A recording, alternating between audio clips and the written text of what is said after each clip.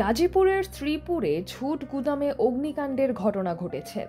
আগুনে গুদামে থাকা কোটি টাকার ঝুট মালামাল ও ৩টি গরু পুড়ে মারা গেছে।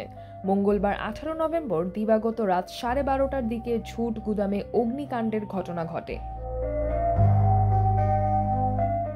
গাজীপুর ফায়ার সার্ভিসের উপসহকারী পরিচালক মামুন প্রত্যক্ষদর্শীর বরাত দিয়ে জানান, শ্রীপুর পৌরসভার বকুলতলা এলাকায় সারোয়ার হোসেনের ঝুট গুদামে রাত 12টার দিকে আগুন লাগে। খবর পেয়ে শ্রীপুরের মাওনা ফায়ার সার্ভিসের একটি ইউনিট আগুন নেভাতে কাজে যোগ দেয়। হঠাৎ আগুন বেড়ে যাওয়ায় রাজেন্দ্রপুর মডার্ন ফায়ার সার্ভিসের আরও 2টি ইউনিট ঘটনাস্থলে পৌঁছে আগুন নিয়ন্ত্রণে আনতে কাজ শুরু করে।